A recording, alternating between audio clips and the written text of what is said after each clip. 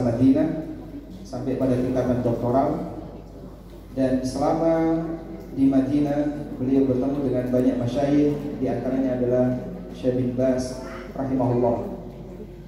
Dan saat ini aktivitas beliau adalah sebagai mudarris, sebagai pengajar di King Saud University di Jamiah Al-Imam di Riyadh. Dan insyaallah nanti kita akan sampaikan kepada beliau sedikit pengantar terkait kondisi jamaah. Fadilat Syekh Hafizakallah wa ra'ah ahli al-qubur aktsaruhum al-'amilun wa minhum mudarris di Jami'ah Hukumiyah wa minhum tullabul ilmi wa minhum al-uzzab wa fi ayyi al-mihan ja'u lid-dirasa wa hadha al-kitab alladhi darasnahu usbu'iyyan al-wajiz fi aqidah as-salaf ashab al-hadith. ووصلنا في الإيمان بالقرآن وما يتعلق به وما قرره أهل السنة والرد على المعتزلة الذين قالوا بخلق القرآن. والآن إن شاء الله نأخذ الموضوع يتعلق بالقرآن واجباتنا تجاه القرآن. نعم، ثم نواصل إلى الدرس. نترككم مع الشيخ وإليه فليتفضل مشكورا مأجورا.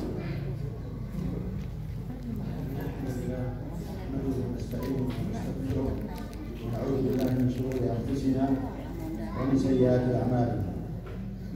من يهده الله فلا مضل له ومن يضلل فلا هادي له.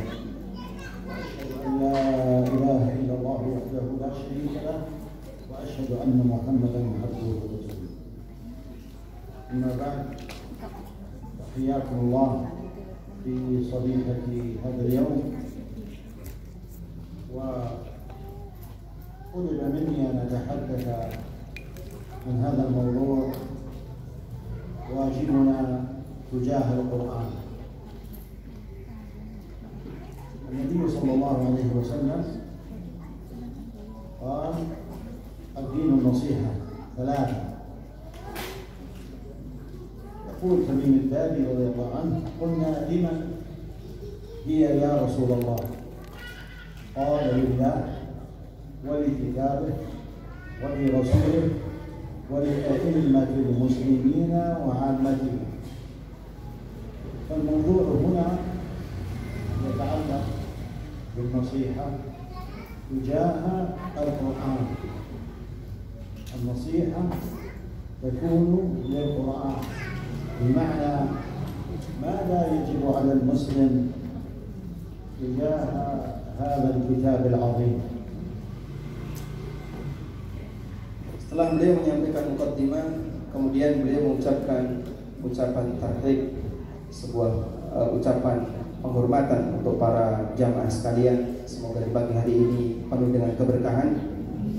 Lalu beliau menyampaikan bahwa beliau diminta untuk menyampaikan sebuah kajian yang berkaitan dengan kewajiban kita terhadap Al-Quran.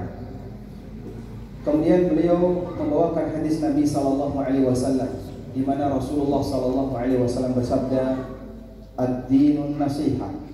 Agama itu intinya adalah nasihat. Lalu sahabat yang bernama Tamim Ad-Dari radhiyallahu anhu bertanya, liman ya Rasulullah? Nasihat bagi siapakah ya Rasulullah?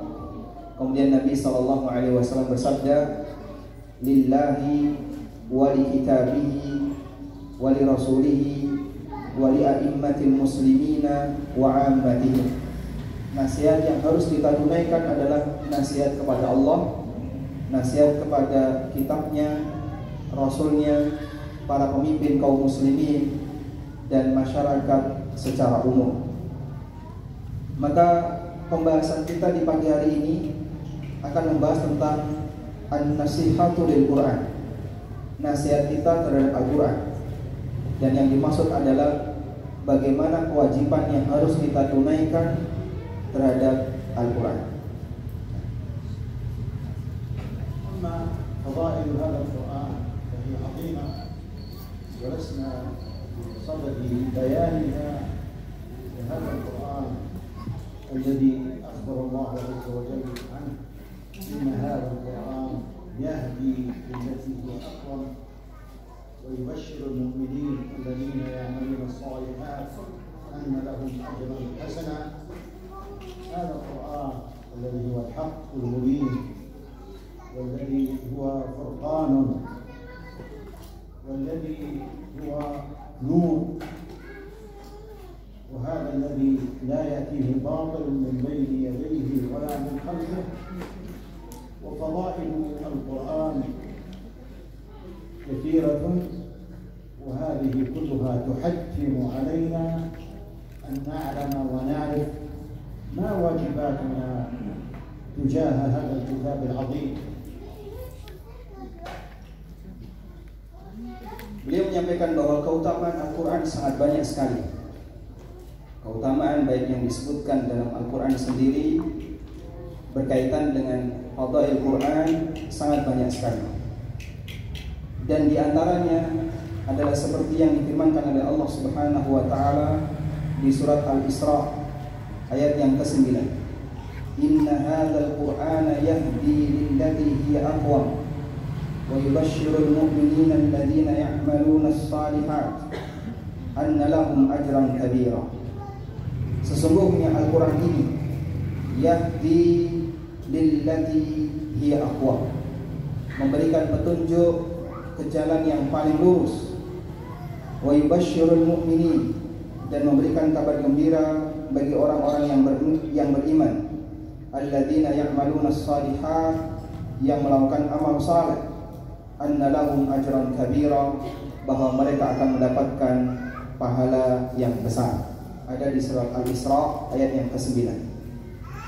Al-Quran memiliki banyak sekali keutamaan yang lainnya. Dialah Al-Furqan, dialah Al-Hadi, la ya'tihi al-batilu min bayni yadayhi wa min khalfihi, tidak pernah bercampur dengan kebatilan, baik sejak masa silam maupun selamanya yang akan datang. Dan fadilah-fadilah yang lainnya sangat banyak sekali, menuntut kita untuk menunaikan apa yang menjadi kewajiban kita terhadap Al-Quran. يمكنني أن ألخص الواجبات التي تجب على المسلم تجاه كتاب الله عز وجل في 7 أمور. الأول الإيمان به، الثاني تدبره، الثالث ترتيله، الرابع العمل به،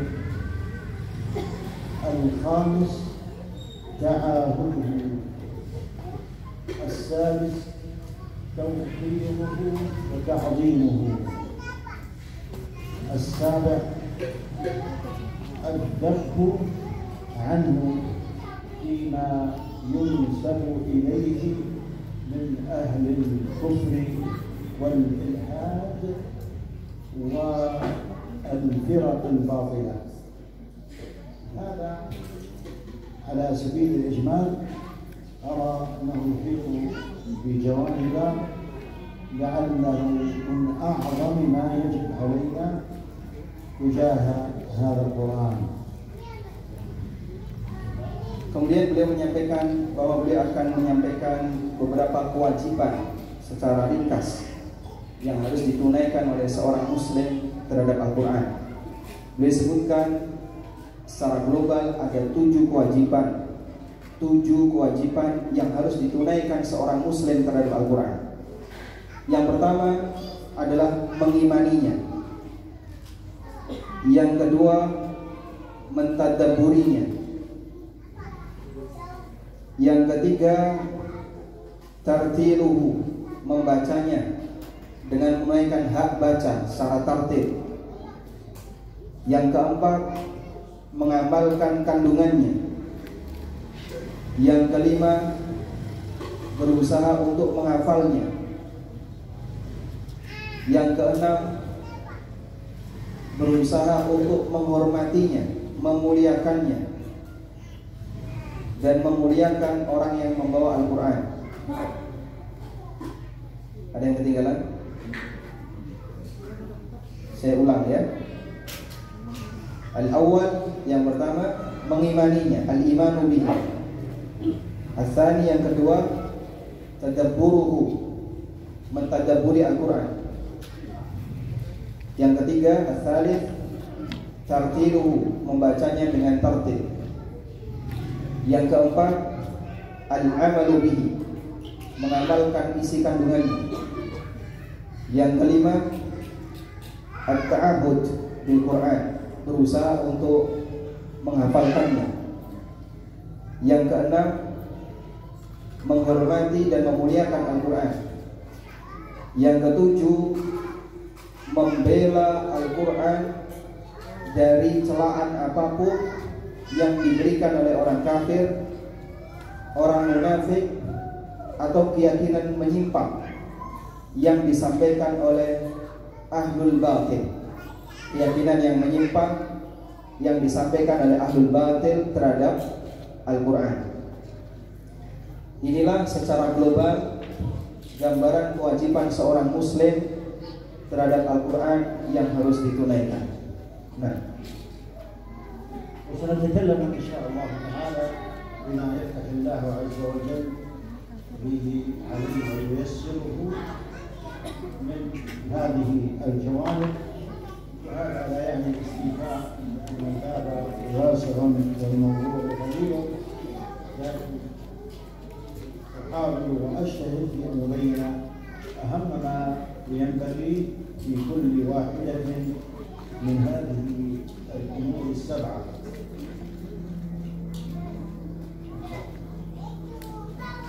baik, dan insya Allah dia akan bahas dari 7 sisi ini terkait kewajiban seorang muslim terhadap Al-Quran. Meskipun kata beliau bahwa sebenarnya 7 ini tidak mencakup keseluruhan terhadap kewajiban yang harus kita tunaikan kepada Al-Quran.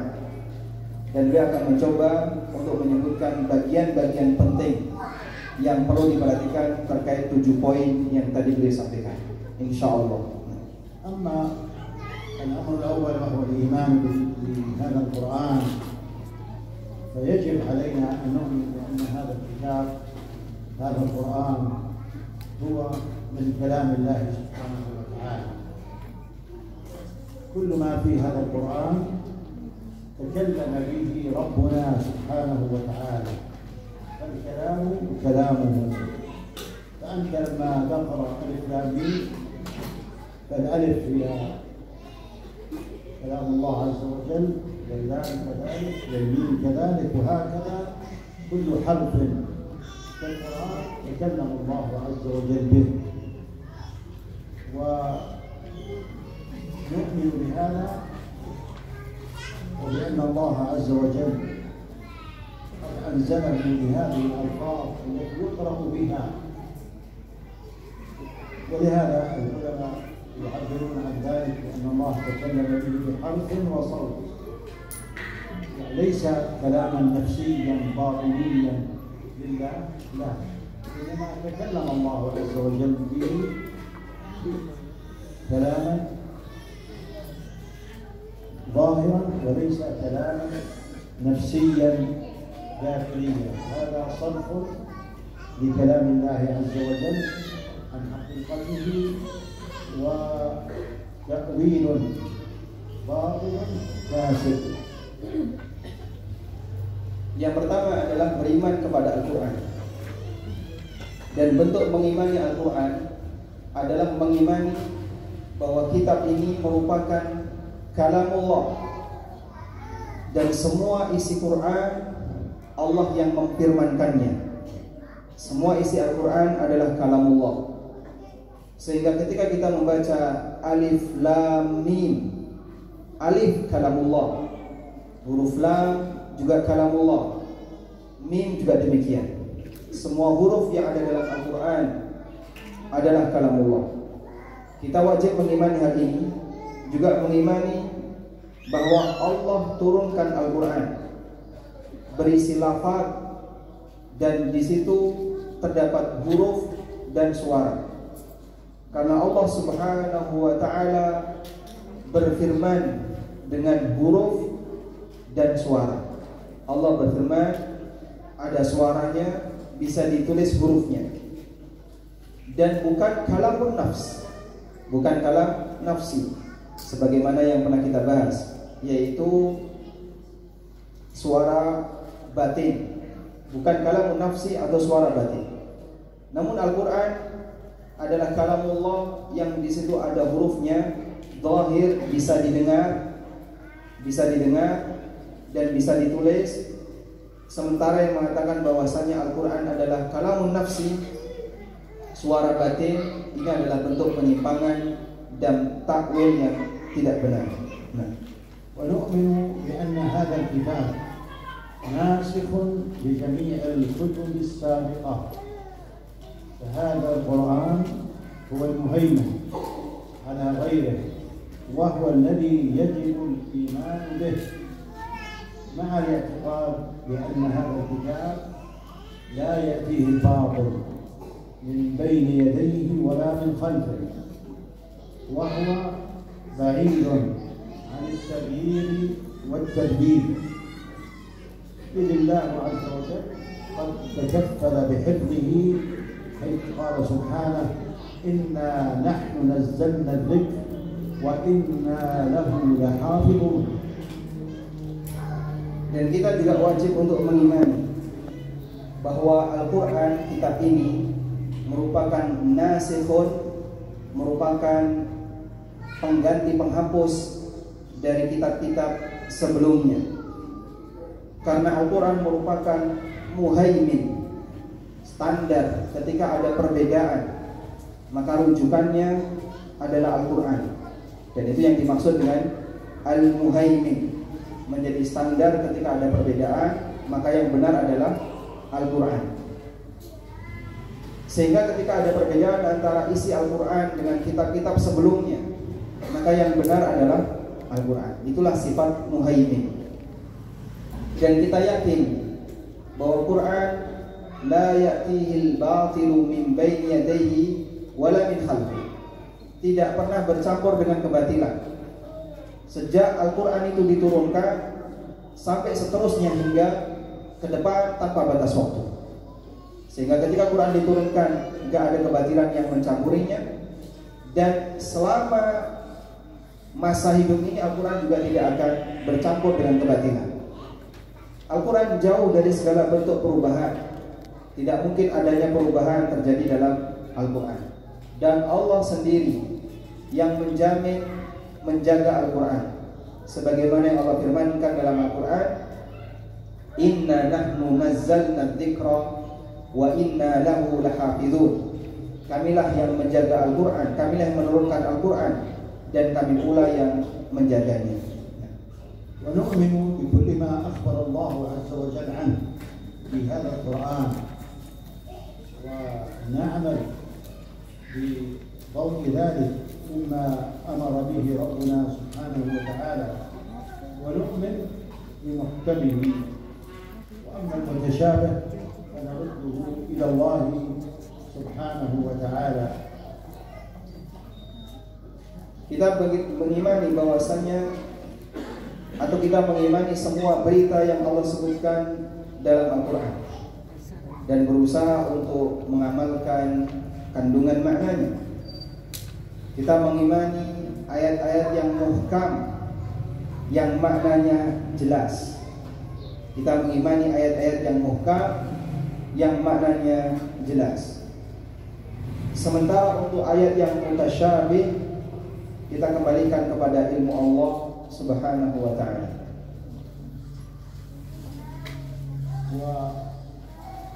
والأمر الثاني قبل الثاني، ولا شك أن الإيمان بهذا القرآن يستلزم الإيمان بسنة النبي صلى الله عليه وسلم، وذلك لأن الله عز وجل قد أمرنا بالأخذ بسنة النبي صلى الله عليه وسلم، وأنه كما قال الله: وما ينطق عن الهوى إن هو إلا وحي يوحى، كما قال سبحانه: وما آتاكم الرسول فخذوه وما نهاكم عنه فانتهوا. وكما قال: فإن تنازعتم في شيء فردوه إلى الله والرسول. وكما أمر في آيات كثيرة: وأطيعوا الله ورسوله، وحذر من عصيان الله ورسوله في آيات كثيرة. كل ذلك دلالة على وجوب الإيمان بسنة النبي صلى الله عليه وسلم، وبأن الإيمان الحق بكتاب الله يستلزم يقينا الإيمان بالسنة التي هي موضحة ومبينة لكتاب الله عز وجل. وقد أنزل الله عز وجل هذا القرآن على نبي الهدى صلى الله عليه وسلم، وأمره بتبيانه: وأنزلنا إليك الذكر لتبين للناس ما نزل إليهم. هذا البيان من رسول الله صلى الله عليه وسلم من وجهين: الوجه الأول بيان هذا القرآن، أداؤه كما أنزل عليه صلى الله عليه وسلم. والوجه الثاني أن يبين المجمل في هذا القرآن، وأن يوضح ما في هذا القرآن لكي نسير على ضوء هذا. والله سبحانه قد قال: أقيموا الصلاة وآتوا الزكاة واركعوا مع الراكعين. كيف نصلي؟ من التكبير إلى التسليم. كل هذه الهيئات على وجه التفصيل لا نجدها إلا في سنة رسول الله صلى الله عليه وسلم، إذا صلى مرة بأصحابه على المنبر، صعد المنبر وصلى إماما ورقى الدرجات وهو يصلي مرتفعا والناس خلفه. ولما فرغ من صلاته قال عليه الصلاة والسلام: إنما فعلت هذا، أي صليت بمكان مرتفع وأنتم تنظرون كيف أصنع، إنما فعلت هذا لتأتموا بي، صلوا كما رأيتموني أصلي. وهكذا لا يوجد عبادة من العبادات إلا نجد السنة أوضحت وبينت. الذي يعرض عن السنة حقيقة أمره معرض عن القرآن الذي أمر بالسنة. والذين لا يؤمنون بالقرآن وإن تسموا بأنهم قرآنيين فهذه التسمية حقيقة باطلة، لأن القرآن يستلزم وجوبا بلا مراء طاعة النبي صلى الله عليه وسلم، واجتناب ما نهى عنه النبي صلى الله عليه وسلم. وإن يقال القرآنيون وتنزلا من حيث أنهم يدعون أنهم أهل القرآن، ولكنهم أهل الباطل، لا القرآن اتبعوا ولا وراء الحق ذهبوا، ولكنهم أهل باطل. أهل الإسلام أهل السنة هم أهل القرآن. هذا من قال فضائل القرآن وآداب القرآن ومن أهل القرآن، المراد به أهل القرآن والسنة، لأن السنة لازمة لفهم كتاب الله عز وجل. ولا يمكن لإنسان على وجه الأرض منذ بعثة النبي صلى الله عليه وسلم إلى يوم القيامة أن يفسر كلام الله مهما بلغ من العلم بلغة العرب دون الرجوع إلى سنة النبي صلى الله عليه وسلم، وإلا لفهم كل إنسان القرآن كما يشاء. أنت تفهم شيء، هذا يفهم بوجه آخر، هذا يفهم بوجه آخر، وهذا لا يكون دينا. الله عز وجل جعل هذا حجة للناس، والحجة لا تكون إلا الشيء البين الجلي الواضح الذي يحاسب الإنسان على ضوئه.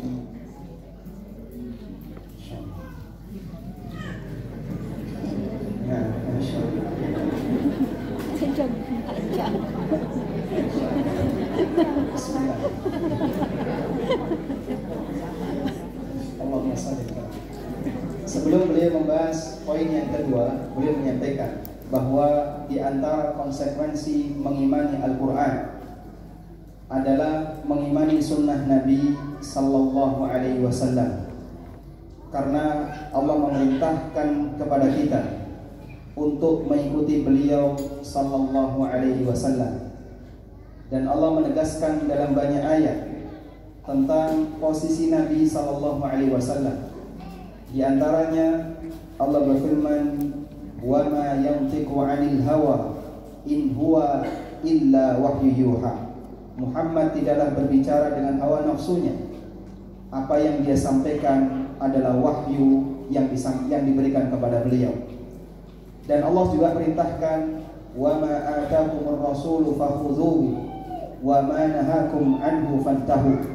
Apapun yang diberikan oleh Rasul, ambillah, dan apa yang dilarang oleh beliau, tinggalkanlah.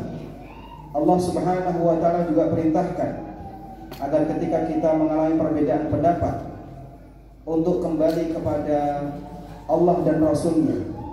Fa in tanaza'tum fi syai'in farudduhu ila Allahi war Rasul in kuntum tu'minuna billahi wal yawmil akhir.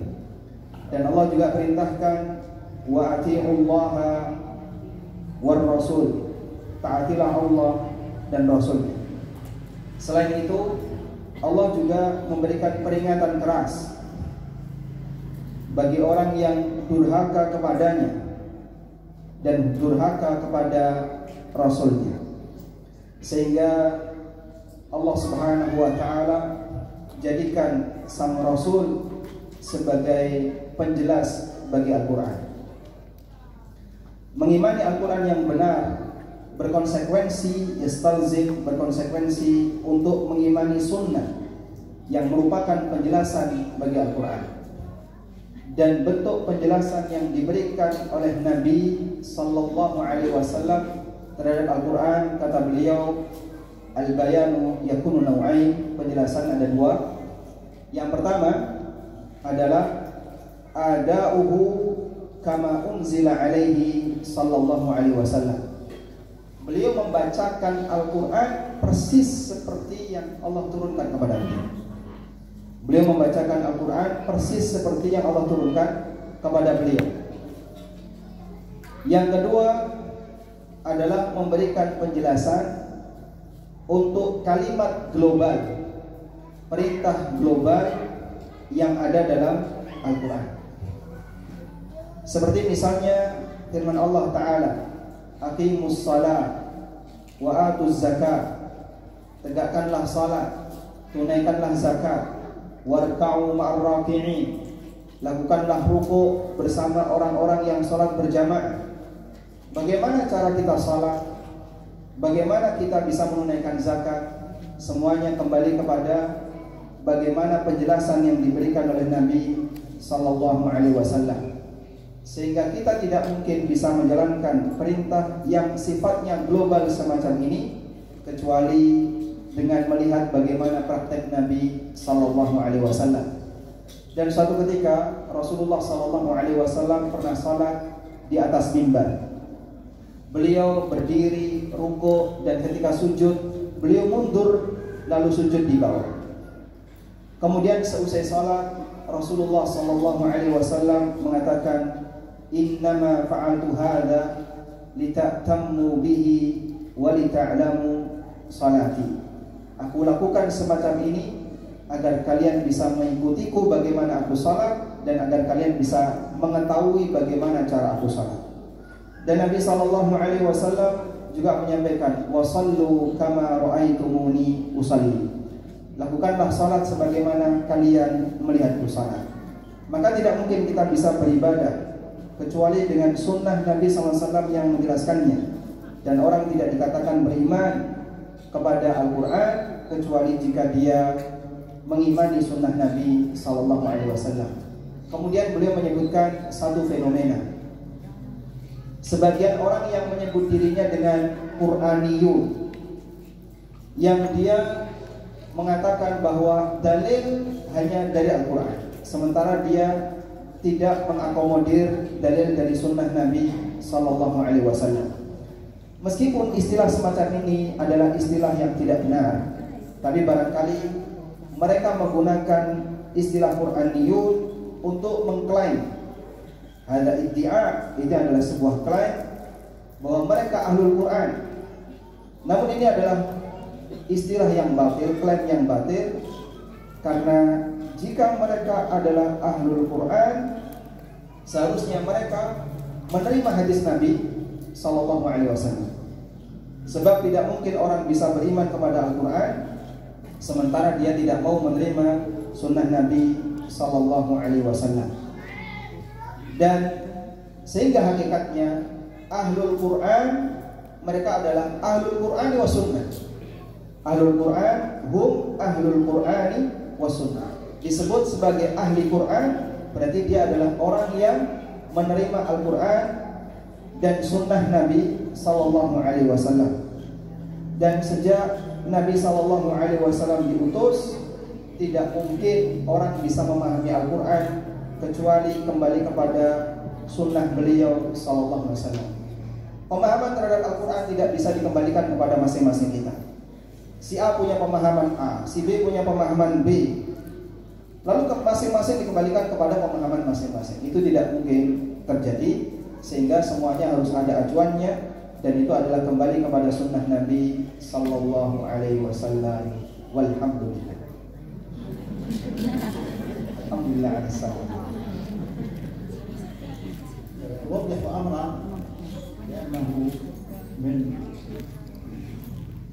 مهام السنة ووظيفتها مع كتاب الله عز وجل أنه هنالك أحكام جاءت من السنة ولم ترد في القرآن يتغير من هذا بين الجمع بين المرأة وأمتها وخالتها وتحريك البنينات والسباع وغير ذلك. كما جاء في السنة يجب الإيمان به. Dan ada beberapa hal penting yang perlu kita ketahui berkaitan dengan posisi sunnah dan fungsi sunnah terhadap Al-Quran. Di sana terdapat hukum-hukum dalam sunnah yang itu tidak disebutkan oleh Allah dalam Al-Quran. Di antara yang dicontohkan, misalnya haramnya berpoligami, menggabungkan antara seorang wanita dengan bibinya atau dengan keponakannya. Termasuk diantaranya adalah haramnya makanan atau binatang yang bertaring, dan dia binatang buas yang bertaring yang memangsa makanannya, memangsa binatang yang lain dengan menggunakan taringnya. Ini semuanya tidak disebutkan dalam Al-Quran, tapi disebutkan dalam sunnah Nabi Sallallahu Alaihi Wasallam. الأمر الثاني من الواجبات تجاه هذا القرآن العظيم تلاوة هذا القرآن وترتيله. الله عز وجل يقول الذين آتيناهم الكتاب يتلونه حق تلاوته، والله عز وجل يقول ورتل القرآن ترتيلا. والله سبحانه وتعالى أثنى على الذين يتلون هذا الكتاب لما قال إن الذين يتلون كتاب الله وأقاموا الصلاة وأنفقوا مما رزقناهم سرا وعلانية يرجون تجارة لن تبور. هذه إلى آخر الآيات، هذه كلها من فضيلة ومنزلة ترتيل وقراءة كتاب الله سبحانه وتعالى. Kewajiban yang kedua adalah membaca Al-Quran dengan tartil, artinya memenuhi hak huruf-hurufnya. Allah Subhanahu wa Ta'ala memuji orang yang membaca Quran dengan tartil, seperti di firman Allah surat Al-Baqarah, alladzina atainahumul kitaba yatlunahu haqqa tilawatih. Mereka adalah orang-orang yang diberi kitab dan mereka membacanya haqqa tilawatih, dengan bacaan yang benar. Allah Subhanahu wa Ta'ala juga memerintahkan warattilil Qur'ana tartila. Bacalah Al-Quran dengan cara tartil.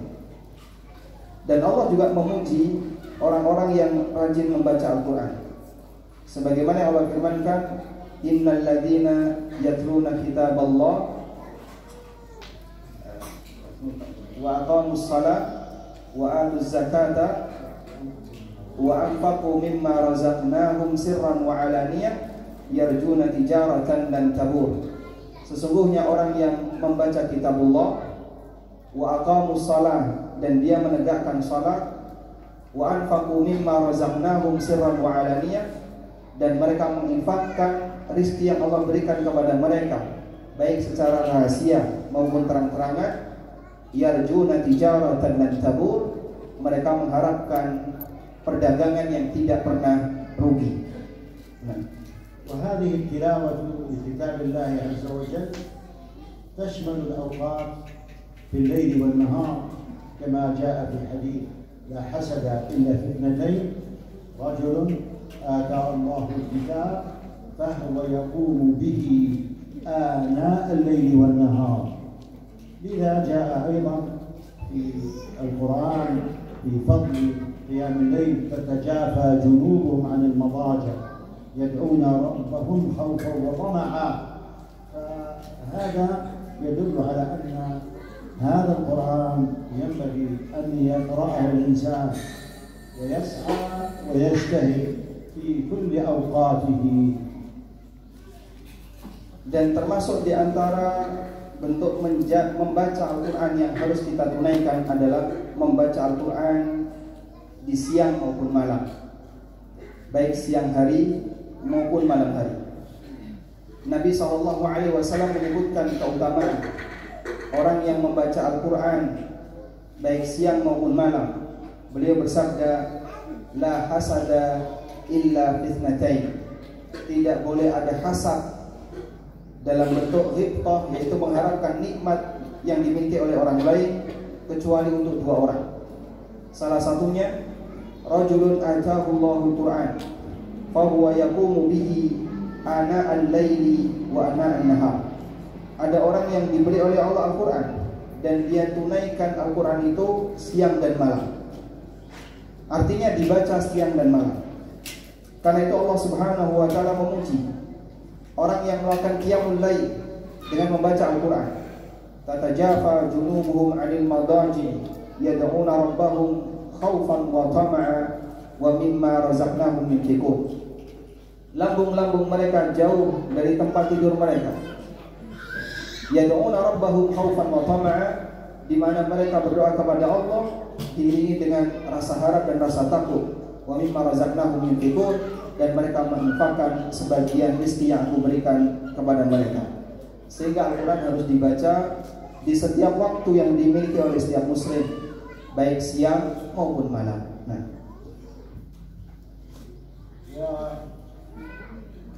هذا الأمر تلاوة القرآن وترتيل القرآن يدخل فيه فضل تعلمه وتعليمه. لا يمكن الإنسان أن يقرأ القرآن وأن يرتل القرآن على وجه صحيح إلا إذا تعلم القرآن وسمعه من المشايخ الذين تلقوا هذا عن شيوخهم إلى رسول الله صلى الله عليه وسلم. لذا قال عليه الصلاة والسلام خيركم من تعلم القرآن وعلمه. وجاء كما نعرف حديث من قرأ حرفا من كلام الله من كتاب الله فله بكل حرف 10 حسنات. ولا أقول ألف لام ميم حرف، ولكن ألف حرف ولام حرف وميم حرف. وهكذا القرآن كما قال النبي عليه الصلاة والسلام يأتي شفيعا لصاحبه يوم القيامة. فإقراء القرآن والتدريس له فضل عظيم، وعلينا أن نخلص لله عز وجل في ذلك، في التدريس، في من يدرس ويعلم، وفي الطلب. Dan termasuk bagian dari kewajiban membaca Al-Quran adalah berusaha untuk belajar dan mengajarkannya. Turunan dari kewajiban membaca Al-Quran adalah belajar dan mengajarkannya. Karena tidak mungkin seseorang bisa membaca Al-Quran dengan benar kecuali dengan belajar. Talaqi dari syuyukh, talaqi dari guru. Kemudian dia setorkan Al-Quran itu kepada guru dengan cara sebagaimana yang pernah diajarkan oleh gurunya sebelumnya, dan seterusnya sampai kepada Nabi Sallallahu Alaihi Wasallam. Dan Nabi Sallallahu Alaihi Wasallam memberikan keutamaan bagi orang yang banyak atau rajin mengajarkan ataupun belajar Al-Quran. Dalam sabda beliau, khairukum man ta'allama Al-Quran wa 'allama. Sebaik-baik kalian adalah orang yang belajar Al-Quran dan mengajarkan Al-Quran. Dalam membaca Al-Quran orang mendapatkan keutamaan sebagaimana disebutkan dalam hadis, man qara'a kitab Allah fahuwa lahu bikulli harfin hasan. Siapa yang membaca Al-Quran maka dia mendapatkan pahala dari setiap huruf. Satu huruf dilipatkan 10 kali, sehingga satu huruf dia mendapatkan 10 pahala. Dan Al-Quran juga akan memberikan syafaat. Yakunu syafi'an li ashabi yaumal qiyamah. Dia akan menjadi syafaat bagi orang yang rajin mempelajarinya dan membacanya kelak di hari kiamat. Untuk itu kita harus ikhlas. Ikhlas dalam belajar, ikhlas dalam mengajarkan Al-Quran, ikhlas dalam membaca. Semoga dengan ini bisa mengantarkan kita mendapatkan pahala yang besar dalam mempelajari Al-Quran. الأمر الثالث وهو تدبر هذا القرآن. الله عز وجل أخبر عن هذا الكتاب العظيم فقال كتاب أنزلناه إليك مبارك ليدبروا آياته. هذا الكتاب العظيم الكتاب المبارك الذي هو شفاء وهدى ونور وفرقان، هذا الكتاب أنزل لكي يتدبره المسلم المؤمن بالله عز وجل، لا ليقرأه ولا يعي ما يقرأ في كتاب الله. والله عز وجل يقول أفلا يتدبرون القرآن أم على قلوب أقفالها. هذا القرآن الذي أخبر الله عز وجل عنه، لو أنزلنا هذا القرآن على جبل لرأيته خاشعا متصدعا من خشية الناس، من خشية النار، من خشية الله. لو أنزلنا هذا القرآن على جبل لرأيته خاشعا متصدعا من خشية الله. فهذا البيان وهذا التشبيه من ربنا عز وجل بعظم شأن هذا القرآن، وبأن الصخر يتشقق خوفا من الله عز وجل أنزل على الجبال وعلى الصخور، فكيف بالقلوب القاسية التي لا تلين بذكر الله عز وجل ولا تطمئن إذا سمعت كلام الله. ولا يمكن أن يخشع الإنسان بالقرآن ويطمئن للقرآن عند القراءة إلا إذا فهم معاني القرآن، فهم أسماء الله سبحانه وتعالى وصفاته على الوجه الذي يليق به عز وجل، وهو أعظم ما يجب الإيمان بأسماء الله وصفاته. فلما يقرأ المؤمن ويتدبر كلام الله ويفهم كلام الله، والصحابة رضي الله عنهم كانوا لا يتجاوزون 10 آيات من كتاب الله حتى يقرأوها ويتدبروها ثم يعملوا بها. تدبر القرآن آثاره عظيمة في الاطمئنان في الدنيا والآخرة. ألا بذكر الله تطمئن القلوب، ولا يمكن أن يحصل الاطمئنان التام القوي إلا عند التدبر والفهم بما يقرأ الإنسان بما يسمع. هذا الذي يأتي، فلا سبيل إلى الاطمئنان والراحة وإلى الخشوع في صلواتنا إلا إذا نوقن بما نقرأ ونعي ونفهم ما نقرأ. عندما نقرأ الفاتحة ونسمع الفاتحة وغير ذلك من السورة نقرأها، فلما نفهم كلام الله عز وجل هذا له أثر عظيم علينا في الخوف من الله سبحانه وتعالى والرغبة والإقبال عليه عز وجل والانتهاء عما نهى الله عز وجل عنه. Kemudian yang ketiga adalah tadabbur Al-Quran. Kewajiban kita yang ketiga terhadap Al-Quran adalah mentadabburi Al-Quran. Allah Subhanahu wa Ta'ala menyebutkan tentang tujuan besar Allah turunkan Al-Quran. Kitabun anzalnahu ilaika mubarakun liyadabbaru ayatihi wa liyatadhakkara ulul albab. Kitabun anzalnahu ilaika, itulah kitab yang aku turunkan kepadamu, mubarakun, yang diberkahi, liyadabbaru ayatihi, agar kalian merenungkan ayat-ayatnya. Sehingga Allah turunkan Al-Quran dengan tujuan agar manusia mentadabburinya. Dan Allah sebut dalam ayat ini, Al-Quran adalah kitab yang diberkahi, mubarak, sehingga siapa yang membacanya mendapatkan keberkahan, siapa yang mempelajarinya akan mendapatkan keberkahan.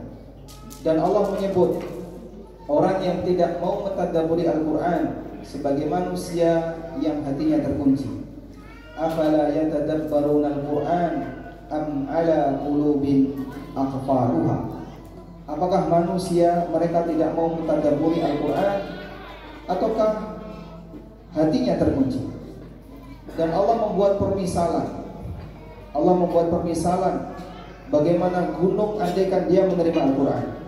Allah berfirman, "Lau anzalna hadzal Qur'ana 'ala jabalin la ra'aitahu khashi'an mutasaddian min khasyatillah."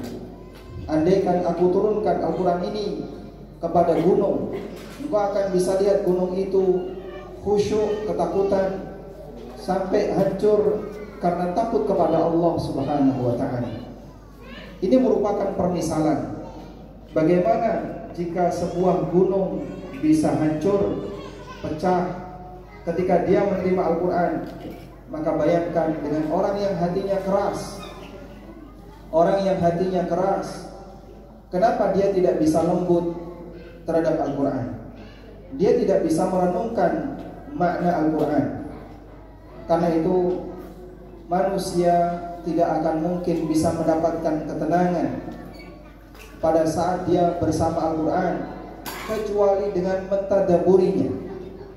Manusia tidak akan bisa mendapatkan ketenangan kecuali jika dia paham maknanya. Dia paham sifat Allah, dia paham nama Allah, dan dia bisa merenungkan kandungan dari nama dan sifat-sifat Allah Subhanahu wa Ta'ala. Dulu para sahabat, kondisi mereka annahum la yatajawazuna 10 ayatin min kitabillah.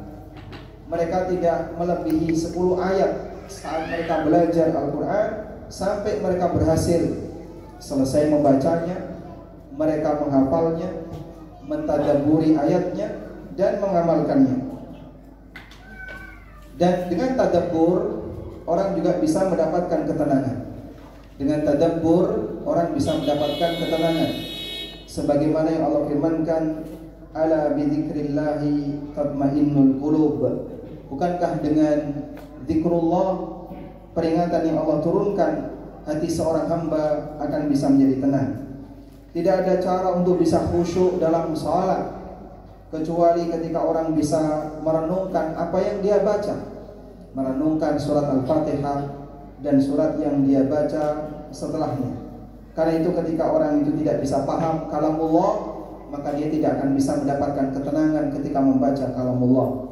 Selain itu, orang yang tadabbur akan menjadi cinta kepada Al-Quran, punya perhatian terhadap Al-Quran, sehingga kunci untuk bisa menjadi manusia yang sukses dalam berinteraksi dengan Al-Quran adalah berusaha untuk tadabbur terhadap Al-Quran.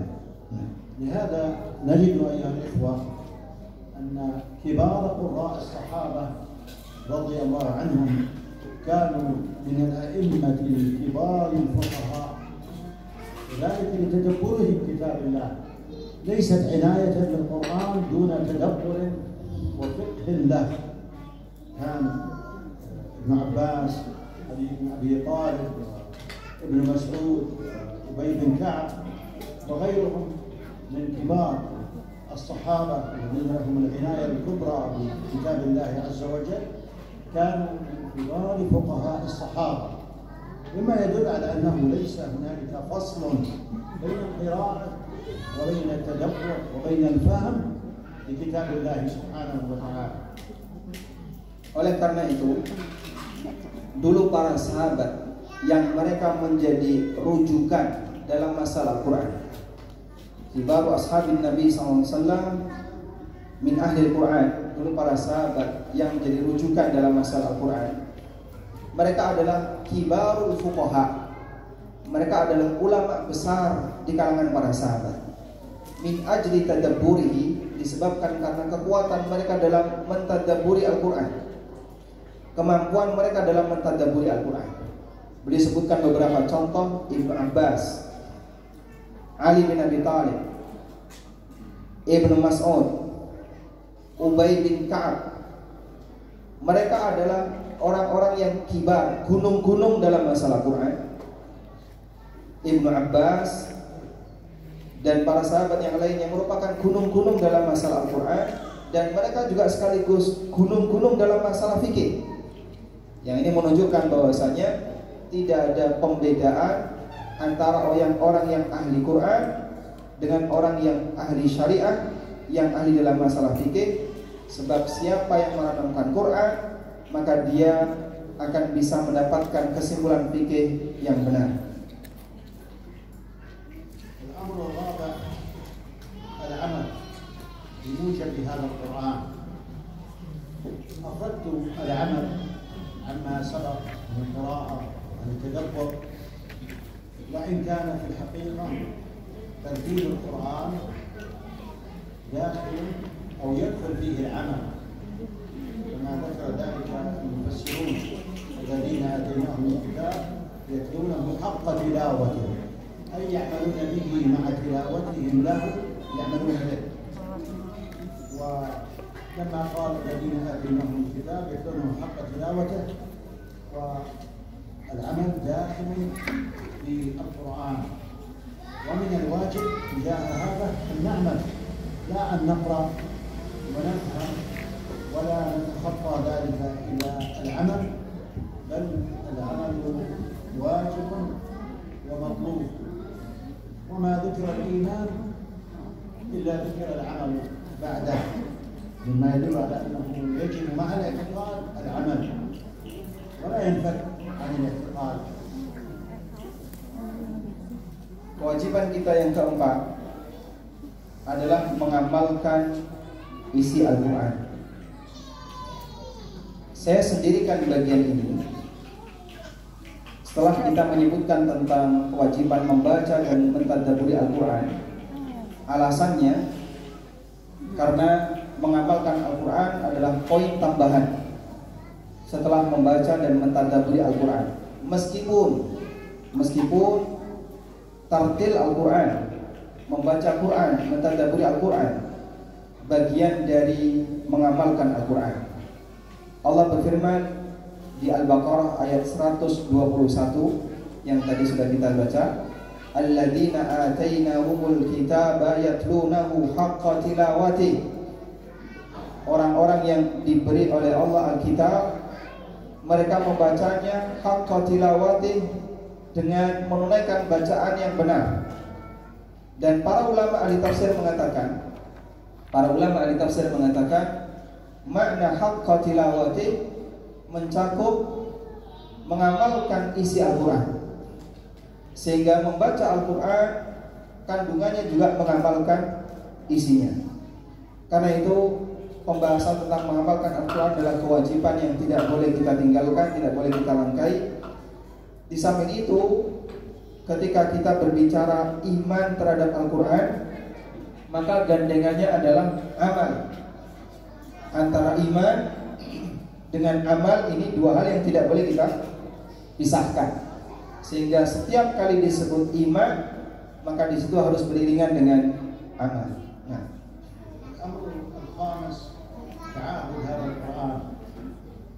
تعاهد بهذا القرآن بأن يقرأ دوما ولا يهجر.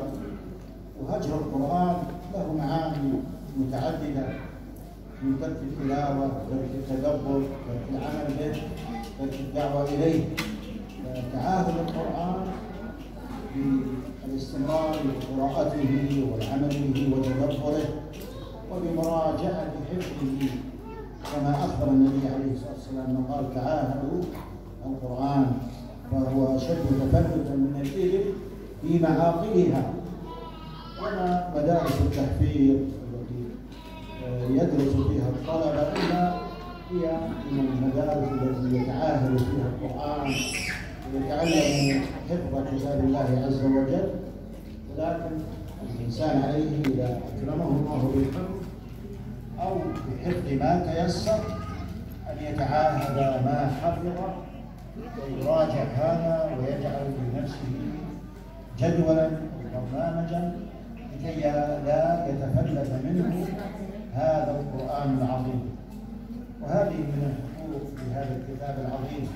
وكلما كان الإنسان ذاكرا لربه تاليا لكتابه كلما كان أقرب إلى الله سبحانه وتعالى وأبعد عن سبل الشيطان وخطواته. Kewajiban yang kelima adalah ta'ahudul Quran. Kalau tadi saya terjemahkan menghafal, beliau kasih penjelasan lebih luas, yaitu memberikan perhatian. Dalam arti kita terus membacanya dan terus untuk mempelajarinya, dan jangan sampai menghajar Al-Quran, memboikot Al-Quran. Jangan sampai kita melakukan hajrul Quran, memboikot Al-Quran. Dan memboikot Al-Quran itu bentuknya beragam, kondisinya bertingkat. Boikot Al-Quran itu bentuknya beragam, kondisinya bertingkat. Ada boikot Quran dalam bentuk tidak membacanya, jarang membacanya, tidak mau merenunginya, tidak mau mempelajarinya, termasuk tidak mau mendakwahkannya. Dan Nabi SAW perintahkan kepada kita agar kita memberikan perhatian terhadap Al-Quran. Beliau bersabda, ta'ahadul Quran fawalladhi nafsi biyadi. Berikanlah perhatian besar terhadap Al-Quran, demi zat yang jiwaku berada di tangannya. Lahuwa asyaddu tafallutan minal ibli fi ma'akiliha. Sungguh Al-Quran itu lebih gampang hilang dari benak seseorang, lebih gampang hilang dari hafalan seseorang dibandingkan onta dari tali kekangnya. Onta gampang hilang dari tali kekangnya karena dia berusaha untuk melepaskan dirinya. Al-Quran lebih gampang hilang dibandingkan onta hilang dan lepas dari tali kekangnya. Dan makna dari hadis ini adalah perintah agar siapapun yang belajar Quran, membaca Quran, agar dia berusaha untuk menjaganya. Terutama bagi mereka yang memiliki hafalan Al-Quran, kewajiban dia adalah berusaha untuk menjaga dengan cara murajaah, mengulang hafalan, dan buat jadwal khusus untuk murajaah Al-Quran agar Al-Quran ini tidak hilang. Dan salah satu di antara kelebihan orang yang dekat dengan Al-Quran, berarti dia banyak mengingat Allah, maka dia akan semakin jauh dari godaan setan. Sehingga mereka yang punya perhatian terhadap Al-Quran akan memiliki kelebihan, dia tidak mudah diganggu oleh setan. Nah, توقير هذا القرآن، تعظيم هذا القرآن، إجلال هذا القرآن الذي هو كتاب الله عز وجل،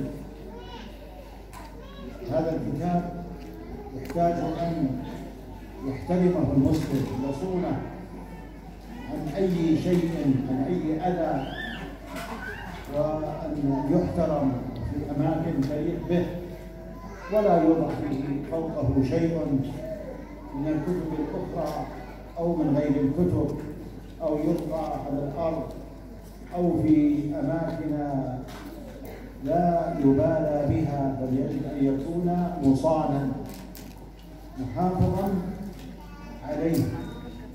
ولا شك هذه من تقوى القلوب كما قال الله عز وجل: ومن يعظم شعائر الله إنها من تقوى القلوب. النبي صلى الله عليه وسلم حذر من السفر بالقرآن إلى ديار الأعداء، ونهى عن السفر بذلك، وجاء في الرواية: حتى لا تناله يد العدو، بمعنى يقع بالإهانة من هؤلاء الكفار. طبعا هذه مسألة خلا من ذلك، وأرسل شيء من الآيات إلى بعض الكفار ويكون غير عرضة للإهانة، لا ريب في ذلك.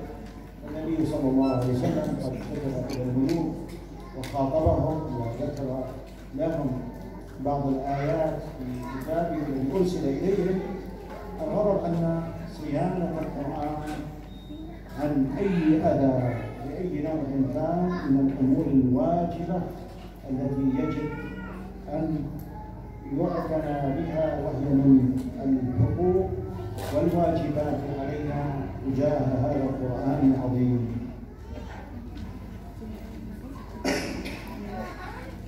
Kewajiban yang keenam adalah memuliakan, mengagungkan, dan menghormati Al-Quran yang merupakan kitabullah. Setiap muslim wajib menjaganya, menjaga Al-Quran, jangan sampai tersentuh dengan kotoran, jangan sampai berada di tempat yang tidak selayaknya untuk ditaruh Al-Quran, jangan sampai memposisikan Al-Quran di tempat yang nggak layak. Di antara yang boleh disampaikan adalah jangan meletakkan buku apapun atau benda apapun di atas Al-Quran. Sehingga jangan letakkan kitab yang lain di atas Al-Quran, jangan melempar Al-Quran, jangan ditaruh di tempat yang tidak layak. Dan ini bagian dari bentuk ketakwaan kepada Allah. Ini bagian dari bentuk ketakwaan kepada Allah. Sebagaimana yang Allah firmankan, wa may yu'azzim sya'airallah fa innaha min taqwal qulub.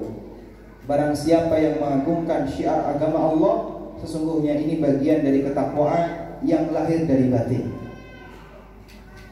Meskipun bukan berarti, dan beliau juga melarang Al-Quran dibawa ke negeri kafir. Nabi SAW juga melarang Al-Quran dibawa ke negeri kafir, sehingga ketika orang itu melakukan safar tidak ke negeri kafir, dia tidak diperbolehkan untuk membawa Al-Quran.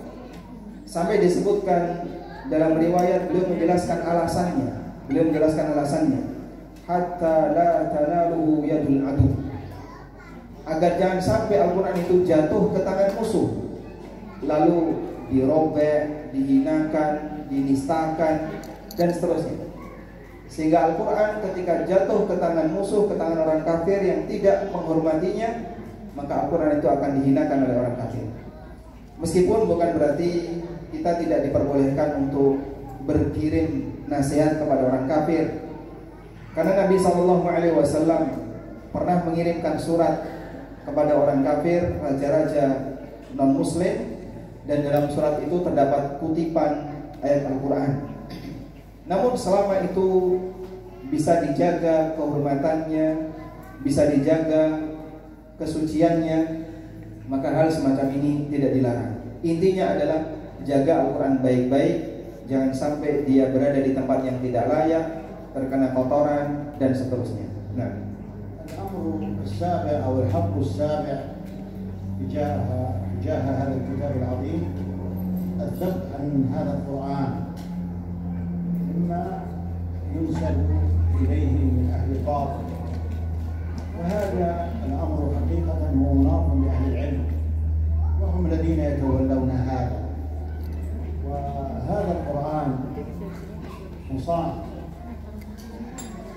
عن أي نقص أو تبديل، وكذلك مصان بأن يدافع عنه. والله عز وجل يذب عن دينه ويسخر العلماء الذين يدافعون عن هذا القرآن وعما ينسب إلى الله عز وجل من تفسير باطل للقرآن، وأن الافتراء على سيد الأنام صلى الله عليه وسلم. وهذا كله لأن الله عز وجل قد قال: إنا نحن نزلنا الذكر وإنا له لحافظون. Kewajiban yang ketujuh adalah berusaha untuk membela kesucian Al-Quran dari segala bentuk kebatilan yang dinisbahkan kepada Al-Quran, terutama kebatilan yang dinisbahkan oleh ahlul batil, orang-orang yang punya pemikiran menyimpang.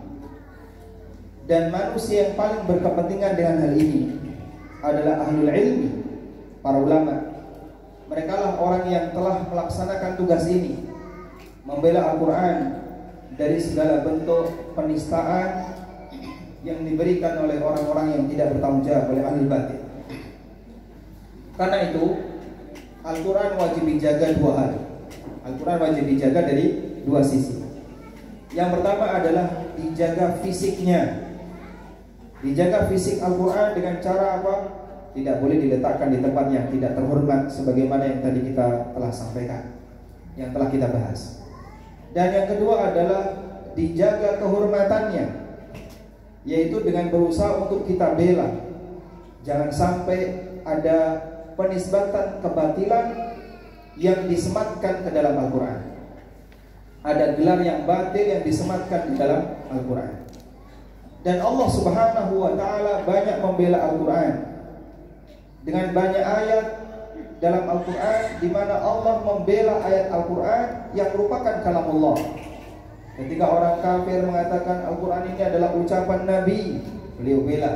Ketika Al-Quran ini dikatakan sebagai asatirul awwali, dongeng orang masa silam, dibela oleh Allah. Ketika Al-Quran dikatakan sebagai buatan Muhammad, dibela oleh Allah.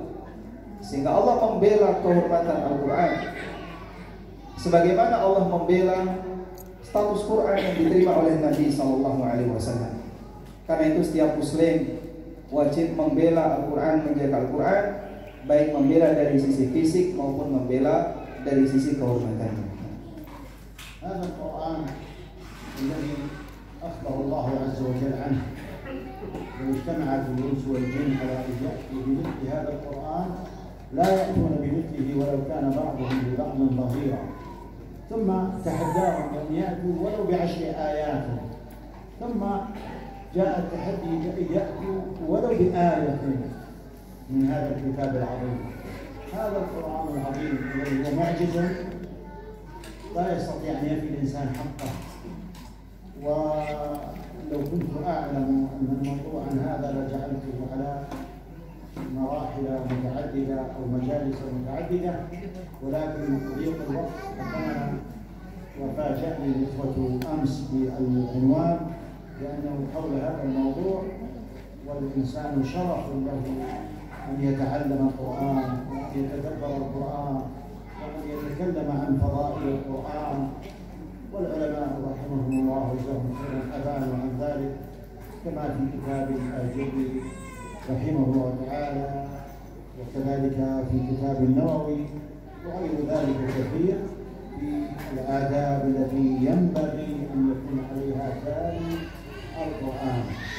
أسأل الله سبحانه وتعالى أن يجعلني وإياكم من الذين يؤمنون الكتاب حق تلاوته ويقومون به آناء الليل والنهار. والله يا إخوان أن الإنسان لا يجد الراحة إلا بكتاب الله مع التدبر. تجدد جدولا في الأسبوع، لا تقرؤون شيئا إلا مع التدبر، ولو صفحة واحدة كل يوم، وانظروا كيف يكون هذا. ولكن نحن مقصرون، شغلتنا الدنيا. أسأل الله عز وجل أن يستعملني وإياكم في طاعته، وأن يوفقنا لكل خير. وجزاكم الله خيرا على الحرص والاهتمام. والشيخ عمي لي جزاه الله خيرا نسأل الشيخ حرصا على الترجمة والموضوع أيضا. أسأل الله يبارك فيه وفي الجميع وفي كل من أعد لهذا اللقاء وأسهم. الحمد لله أولا وآخرا وظاهرا وباطنا. صلى الله وسلم على نبينا محمد. Al-Quran yang merupakan kalamullah adalah mukjizat bagi Nabi SAW. Dan bentuk kemukjizatan ini telah dinyatakan dalam beberapa tantangan yang Allah berikan kepada umat manusia. Di antaranya firman Allah di surat Al-Isra ayat 88. Qul la in istama'atil insu wal jinnu ala ay ya'tu bimithli hadzal qur'ani la ya'tuna bimithli walau kana ba'duhum li ba'din zahira. Katakanlah wahai Muhammad, andaikan jin dan manusia semuanya bersepakat untuk membuat kitab yang baru yang semisal dengan Al-Quran, la ya'tuna bimithli, mereka tidak akan mungkin mampu untuk mendatangkan semisal dengan Al-Quran. Walau kana ba'duhum li ba'din dhahira, meskipun satu sama lain saling membantu. Dan Allah juga melanjutkan tantangannya. Di ayat yang lain Allah memberikan tantangan agar manusia mendatangkan 10 ayat yang semisal dengan Al-Quran, tapi mereka juga tidak bisa menjawab tantangannya. Kemudian Allah Subhanahu wa ta'ala turunkan tantangannya, dan Allah menantang mereka untuk mendatangkan 1 ayat yang semisal dengan Al-Quran. Mereka juga tidak bisa menjawab tantangannya, sehingga manusia tidak mungkin bisa menjawab tantangan Al-Quran, sebab ini bagian dari mukjizat yang diberikan oleh Allah Ta'ala kepada Nabi-Nya SAW. Dan kita juga tidak mungkin bisa memenuhi seluruh hak Al-Quran. Kita tidak mungkin bisa memenuhi seluruh hak Al-Quran. Lalu beliau sampaikan, andaikan beliau tahu kalau materi di pagi ini bertemakan tentang masalah kewajiban kita terhadap Al-Quran jauh-jauh hari, maka beliau akan mau jadikan daurah yang bertahap, yang membutuhkan waktu yang lama. Namun mengingat keterbatasan waktu, beliau hanya sampaikan poin-poin penting yang perlu diketahui oleh seorang muslim terhadap Al-Quran. Kemudian beliau juga menyebutkan bahwa para ulama memberikan perhatian dengan menuliskan beberapa buku yang berisi adab-adab terhadap Al-Quran. Di antaranya buku seperti yang ditulis oleh Al-Ajuri, Masmul Kitab Alladhi Al-Qaul Al-Ajuri,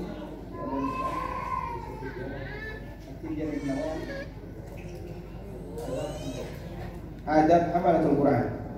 Kemudian juga yang ditulis oleh An-Nawawi yang berjudul At-Tibyan fi Adabi Hamalatul Quran.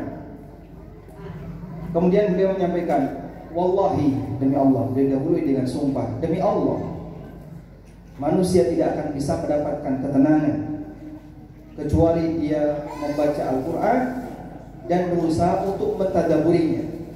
Lalu beliau kasih tugas kepada jamaah sekalian, coba sediakan satu waktu Anda membaca Al-Quran plus tadabbur, walaupun hanya 1 muka saja. Selanjutnya rasakan pengaruhnya, lihat pengaruhnya. Hada wajibatul manjid. Kitab yang ditulis oleh Al-Ajuri adalah Akhlaq Hamalatul Quran. Akhlaq Hamalatul Quran. Nah, kitab yang ditulis oleh An-Nawawi At-Tibyan fi Adab Hamalatul Quran. Baik, beliau memberikan tugas, coba baca 1 halaman plus renungkan maknanya semampu yang bisa kita jangkau. Selanjutnya rasakan bagaimana pengaruhnya. Karena setiap hamba tidak akan mungkin bisa mendapatkan ketenangan yang sejati kecuali dengan membaca Quran dan sekaligus mentadabburinya. Dan beliau doakan semoga kita dijadikan oleh Allah Subhanahu wa taala sebagai ahli Quran, dimudahkan oleh Allah taala untuk bisa membacanya ana al-laili wa ana an-nahar, baik di waktu malam maupun siang hari, dan Allah Subhanahu wa taala menerima dari setiap amal yang kita lakukan. Walhamdulillahirabbil alamin. Dan kita sampaikan jazakumullahu khairan ala hadhihi al-muhadarah at-thayyibah al-mati'ah. Nastafidu minha katsiran wa nahfadhu sab'a al-wajibat tujah al-Qur'an alladhi yajibu ala kulli muslimin ta'ahuduhu. Baik. Wal'an majal lis-su'al wal jawab. Al-Syekh sayu'ti ba'd al-as'ilah wal khudur al-jalisun sawfa yujibun. Hunaka ba'd al-hadith. السؤال وذكرنا 7 حقوق تجاه هذا القرآن العظيم، من يذكرها من غير أن ينظر فيما كتب. Baik, kita tadi sudah menyebutkan 7 kewajiban terhadap Al-Quran. Siapa yang bisa menyebutkannya tanpa melihat catatan?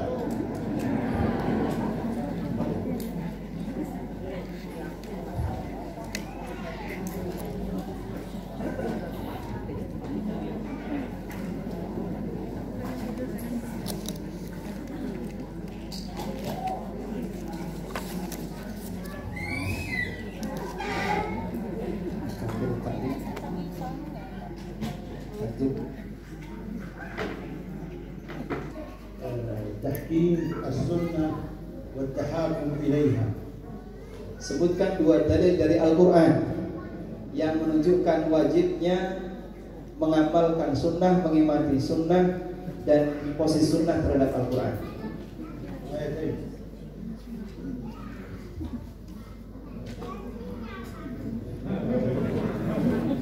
Tafadhal, insyaallah.